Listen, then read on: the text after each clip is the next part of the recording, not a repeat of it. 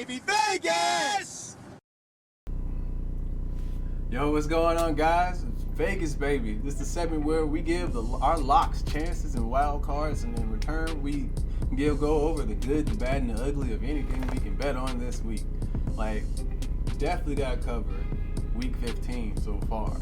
Like, it's been a crazy week already. I mean, games being pushed back, lines jumping everywhere because of COVID outbreaks within buildings. I mean, like, whew. It's crazy times, man. We're definitely gonna go over some NBA as well because it's Christmas time, so it's time to buckle down in the NBA season, and it's bowl season as well. So we're gonna go over some bowl games. All right, guys, let's start off with my good for the week. I definitely want to talk about those Saints, man. Like, they were on it. Tom Brady couldn't do anything. Putting up a goose egg on the quote-unquote GOAT is ridiculous. Like, I mean, I had to watch that all the way to the end just to see if Tom Brady was going to be able to come back. But, man, that swarming man defense and the injuries that came out of that game was just not a good look for the Bucks. Like, I think that they're going to need some time because hamstring injuries are terrible. And as a Titans fan, watching Julio going through his hamstring injuries, watching Marcus Johnson go through hamstring injuries and in and out of IR, it's not a good sign, man. So losing Leonard Fournette and Godwin, Evans last night as well, the first two respectively had their hamstring injuries. Like, you look for them to get healthy soon because the playoffs are right around the corner, and Tom Brady definitely needs all his weapons. He cannot be short of any. So good luck, Saints. I mean, I'm glad I called that in the wild card. So, like, I mean, Sean Payton had the number again last night, and it's just crazy to see. It's crazy. Also, I want to talk about those Bengals last night. Like, they definitely came through and covered the line, made sure that like they didn't lose a trap game that could have been with the Broncos. The Broncos are still going to play really hard, even though they're having a down year. Don't trust them still, and you see why. Now, we're definitely going to go right into my bad for this week. I definitely think that the Pats looked bad in that one. They should have had a chance because Carson Wentz turned around in the second half and like made that game closer than what it could have been. I think that Mac Jones is still a rookie quarterback, and he still is going to have some learning curves and things that he's going to have to get better at in due time. And it's not right now. So, I mean, I think that the Patriots losing that one was not a good sign for them at this moment. They're going to have to be able to play against a team like the Colts that they might see in the playoffs.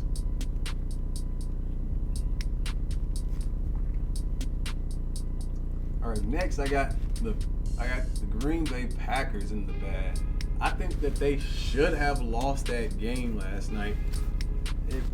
If you have a backup quarterback, you're down one going into like the end of the game. You just scored 13 straight points. I mean, the momentum's all on your side. Why not go for the win? Why not? I mean, it's one of the better teams in the league. Do you really want to risk giving them the ball back with Aaron Rodgers? I mean, I would not. Your defense gave up 31 points at this point. So I would not. I would trust the team, my offense that just scored 13 straight points and put up 30 to this point up on their defense. So I would have definitely have gone for it just by that factor alone, where we at in the game and how much success Tyler Huntley's had to that point. He's looked really good in his backup roles for Lamar Jackson, and that's really commendable. Like, every team definitely needs a good backup quarterback. And you see why. Like, I mean, would I really trust the Titans' backup quarterback, Logan Woodside? I mean, I've never seen him do much, so I wouldn't know. In preseason and training camp much, like, nah, I ain't seen him do much, so I would not know. All right, guys, I got a terrible ugly this week. What is going on with the Cardinals? I mean, like, it looked like the Cardinals showed up in the Lions jersey and the Lions showed up into the Cardinals jersey. The way that, like, Kyler Murray was just so ineffective, like, throughout that game. The way that Jared Goff moved that offense up and down the field, the way the running game was hitting for the Lions, ball control, getting into the end zone when chances instead of taking 3 points. Like I said that the Lions do play tough, but you just thought that the Cardinals were going to come back after a tough loss that they had to the Rams the week before, but that was not the case. Good Lord. They're still at the tops of the NFC, but you got some real questions about them right now. Ooh. That is pretty ugly. Back-to-back losses, and one of them is to the Lions. They're ugly for this week. I mean, they're gonna have to do some work next week to get out of it. All right, guys, we're definitely gonna start covering some NBA primetime games going on. So Monday tonight, we got the 76ers traveling to Boston to play the Celtics. And I think I'm going to go with the process on this one. I'm going to trust the process. And Joel Embiid, who was my preseason MVP, is going to show out in this one. I don't trust Boston that much. They haven't given me a real reason to trust them, so I'm just going to roll with the 76ers, who are actually playing pretty well right now. Next, we got the Golden State Warriors traveling to Sacramento to play the Kings, and I think I'm just going to go with the Warriors in that one, only because whatever you throw at the Warriors right now, like, they have like a 3-ball to answer it. Like, I mean, like, they don't respond with nothing else but a deep 3 in your face. It's fun to watch. I would hate to play against it right now. All right, Tuesday we got the Pacers traveling to Miami to play the Heat. The Pacers, I think that they should start looking to deconstruct that team and see what they can get for those pieces. Like, they're not playing too well right now, even though they have like a starting 5 that I think most teams would be intrigued about. With Malcolm Brogdon, with Karis LeVert, with Sabonis, with Miles Turner, T.J. Warren, those are not scrubs, man. Those are actually decent players. Malcolm Brogdon is playing up to par, like ever since COVID hit. Like, man, even before then, when he was with the Bucks, he was a really solid player. Miles Turner is a great player as well, great young player. Sabonis is a great young player. I mean, like, T.J. Ward was in the bubble lighting it up, and he can get buckets any night. I mean, like, you like Karis LeVert. He was a big trade piece for the Nuggets. I mean, for the Nets. I'm sorry. And like coming back to the Pacers and being able to play, he's like been pretty decent as well. Like, what you thought what you gonna get from him. Been saying that though, that's why I'm saying, like, they should definitely like do these, because they're going to lose this game against the Heat, and I just don't think that they're up to the Heat and that like top wing of the top 2 tiers of the Eastern Conference. So like, it's time to like figure out what you can get forward and what works best for your young pieces that you want to keep around. Next, also, they got the Phoenix Suns traveling to Los Angeles to play the Lakers. I think that the Lakers are getting better, even though AD's going to miss like a good chunk of another chunk of games with an injury right now. I think that Isaiah has not been a disappointment. Like, he's been a really good player for them right now. Like, came off the bench and shot well, but Phoenix is running up and down the field. Their defense is lights out. It's something that Phoenix has always missed. like I think I still want to commend Chris Paul every chance I get for being that leader that they need offensively and defensively. He's the one of the best point guards and field generals that you've ever seen. Because he can command that offense and that defense as well.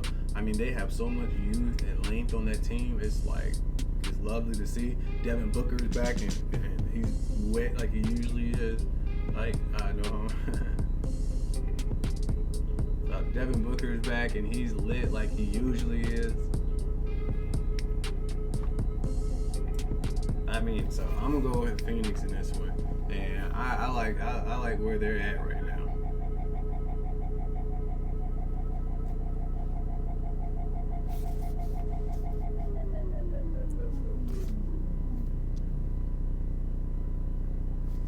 All right, next we got the Cavaliers traveling to Boston to play the Celtics.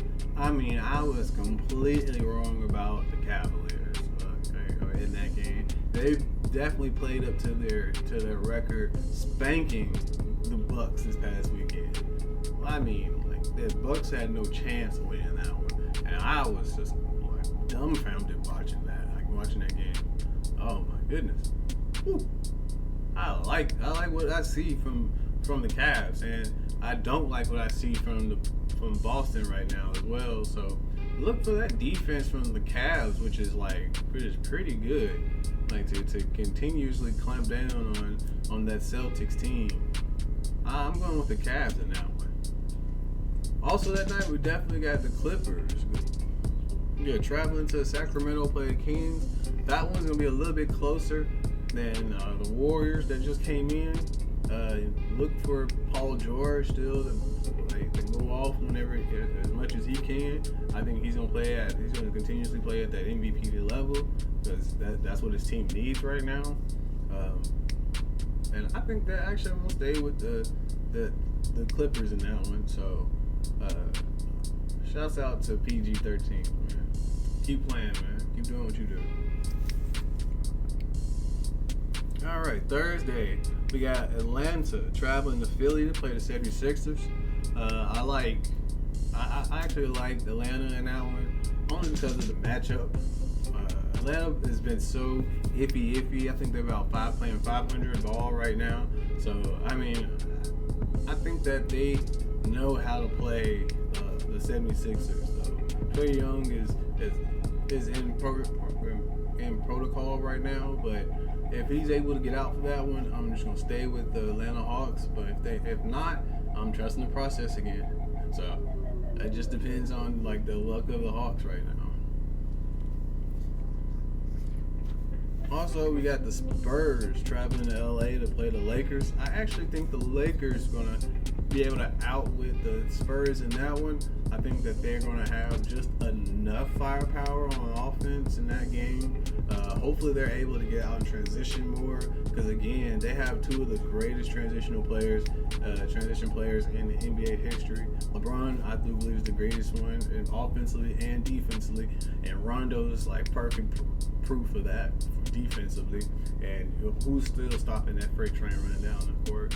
And secondly, you got Russell Westbrook. So, I mean, like, those two need to crash the boards, get in transition. Like, I think that the Spurs will not have an answer. Even without AD, I think that Dwight Howard and DeAndre Jordan still should be able to be active and big enough to give Pirtle some problems in that one. Be a good, decent rim protector. But I don't think that the Spurs are going to light up anybody's scoreboards in this one. So I'm going with the Lakers. All right. Now we're gonna go over some Christmas Day games, man. Like that's one of my favorite things to do is like get just crap full on Christmas Day and watch some good NBA games. Usually there's some NFL games on as well, and I think there will be some Saturday games on as well. And this one, because Christmas is on a Saturday, but I mean, I don't know. I'm gonna be just as full as I can be. Trying to make sure that I find my spot that I don't have to come out of. Alright, we're going to go quick fire right quick over the games today. Over the games on Christmas Day. We got Atlanta at New York Knicks. I'm definitely going with the Atlanta Hawks. I'm not trusting the Knicks right now until they figure out what they're doing. We got the Celtics traveling to Milwaukee to play the Bucks. I'm going to stay with Giannis in this one. If he's available for that one, I think he's vaccinated. Don't quote me, but he should just be waiting on some positive tests. And Christmas Day is like a good day, couple days away.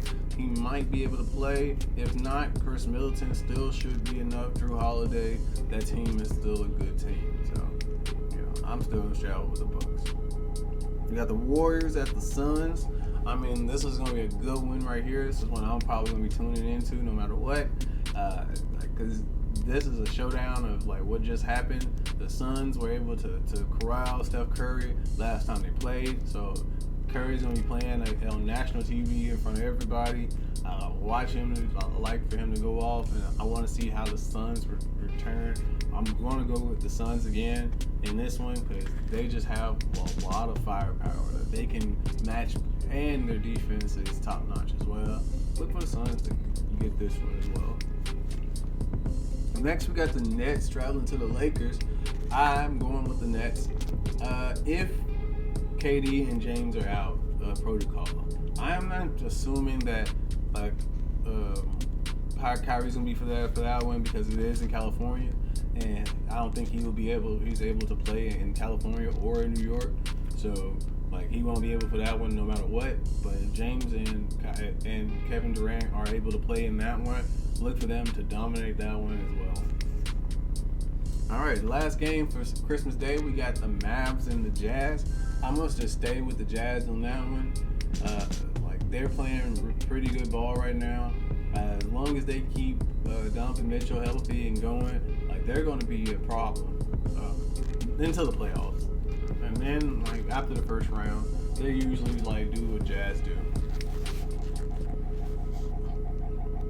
All right, we got some bowl games this weekend as well that I want to definitely cover. I'm excited for bowl games. I'm just gonna start off with University of Texas at San Antonio, UTSA, versus number 23 San Diego State. I think that San Diego State is a 3-point favorite in this one, being that they're ranked 24th. I said 23rd, but 24th in the nation. They've had some really good games. They played against some really good opponents. UTSA is on it's a Conference USA or one of those lower levels, as well as San Diego State. Wow. But I think they're going to cover that spread. I like their offense. I like the way that the recruiting's going. I like the process that they've had for their rebuild. They've had some talent over the past, some talented teams over the past few years. And they've made a few bowl games. So has UTSA, but I just don't think that they're just going to be able to keep up with San Diego State this year. Next, we got a battle in Florida. We got UCF, University of Central Florida, against the Florida Gators. I actually think that the Gators are a 6.5-point favorite in this one, but I don't think they're going to win. I think that they're just too much turmoil. They give too many turnovers. I've kept up with SEC football forever now, and I just don't see how that undisciplined team is just going to stop the bleeding against an actual pretty disciplined, pretty decent team in Central Florida. So I'm gonna go with Central Florida in this one. Not only cover the spread, but to win that one. Next is a close game for me. This one's real near dear to my heart. We got the Hawaii Bowl, where University of Memphis is traveling to Hawaii to play the Rainbow Warriors of Hawaii themselves. I like both of these teams. I'm a huge fan from the University of Memphis and of Hawaii. I just was a fan of Cole Brigham growing up, RIP, and just that June Jones offense, that slinging them around, lighting them up, offense that they had. I've been keeping up with them ever since. Cole McDonald. I mean, they got a good young quarterback there now. I'm also from Memphis, so it's just been default that I've watched University of Memphis my entire life. So I actually think that University of Memphis has enough speed, enough talent to keep up offensively with Hawaii. And I think that they have enough defense as well, on the defensive line especially, to keep some pressure on that Hawaii offense that loves to run and gun. So I'm looking for University of Memphis to win this one and cover the spread of 8.5 points. All right, guys. When I come back, we're gonna definitely go over my final thoughts. All right.